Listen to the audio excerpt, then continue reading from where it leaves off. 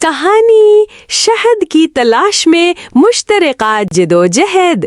जंगल में एक ऐसा मौसम आया जब जंगली फूल खिलना बंद हो गए और शहद की कमी हो गई। शहद जंगल के कई जानवरों की खुराक का अहम हिस्सा था, खास तौर पर बंटू बंदर की, जो इसे बहुत पसंद करता था। बंटू ने हर जगह शहद के छत्तों की तलाश की, लेकिन ज्यादातर खाली थे। उसे सिर्फ एक बहुत ऊंचे दरख्त की सबसे ऊंची शाख पर एक बहुत बड़ा शहद का छत्ता नजर आया, लेकिन ये छत्ता बहुत बड़ा था और इस पर शहद की मक्खियां भी बहुत ज्यादा थीं।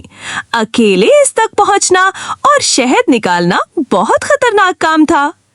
छोटू खरगोश को भी शहद पसंद था, लेकिन वो उसे सिर्फ कभी कभार ही खाता था। वो भी अपनी खुराक की तलाश में था। उसे एक ऐसे फूल का पता था जो शहद की मक्खियों को अपनी तरफ खींचता था, लेकिन वो फूल जमीन पर ही उगता था।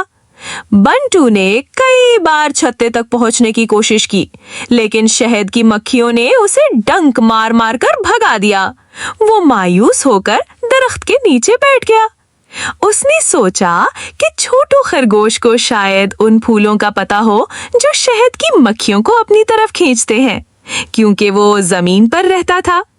बंटू ने हिम्मत करके छोटू को आवाज दी, छोटू खरगोश, क्या तुम जानते हो कि इन दिनों शहद कहाँ मिल सकता है? छोटू को हैरानी हुई कि बंटू उससे मदद मांग रहा है। हाँ बंटू भाई, मुझे एक खास फूल का पता है जहाँ शहद की मक्खियाँ अक्सर आती हैं, लेकिन वो छत्ता बहुत ऊंचा है। तुम उस तक कैसे पहुँचोगे? बंटू ने अपना मंसूबा बताया। अगर तुम मुझे उस फूल तक ले जाओ तो मैं शहद की मक्खियों को उस फूल की तरफ मुतवज्जे करने की कोशिश करूंगा। फिर जब ज्यादातर मक्खियां वहां होंगी तो मैं छत्ते से शहद निकाल लूंगा। छोटू ने सोचा कि ये एक अच्छा मौका है कि इस बड़े छत्ते से कुछ शहद उसे भी मिल जाएगा और बंटू की भी मदद हो जाएगी। वो बंटू को इस फूल तक ले गया। फूल बहुत खूबसूरत था और उससे बहुत अच्छी खुशबू आ रही थी। बंटू ने एक पत्थर उठाया और उसे छत्ते के करीब फेंककर मक्खियों को मुश्तिल किया। फिर उसने तेजी से कुछ फूल तोड़े और उन्हें छत्ते से थोड़ी दूर एक और दरख्त पर फेंक दिया। ज्यादातर मक्खियां उस खुशबू की तरफ मुतवज्जो हो गई और उस दरख्त की तरफ उड़ गईं। जब छत्ते में मक्खियां कम हो गईं, तो बंटू तेजी से छत्ते तक पहुंचा और एहतियात से थोड़ा शहद निकाला। उसने शहद का कुछ हिस्सा छोटू को दिया और बाकी खुद खाया। छोटू ने शुक्रिया अदा किया और पहली बार इन दोनों ने एक दूसरे की मदद से कुछ हासिल किया था।